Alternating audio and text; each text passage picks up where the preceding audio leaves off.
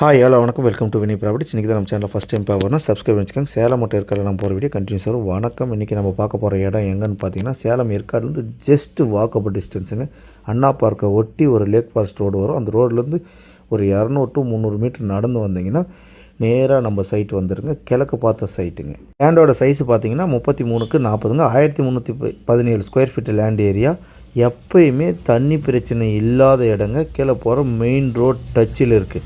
நீங்கள் ஒரு சின்ன வீடாக கட்ட தந்தாலே நம்ம கன்ஸ்ட்ரக்ஷன் பண்ணிக்கலாம். இல்லை ஒரு ரெசார்ட் மாதிரி நம்ம ரூம்ஸ் மாதிரி பண்ணி வைக்கிறோனாலே ஓகே. இன்வெஸ்ட்மெண்ட்டுக்கு சூப்பரான இடங்க.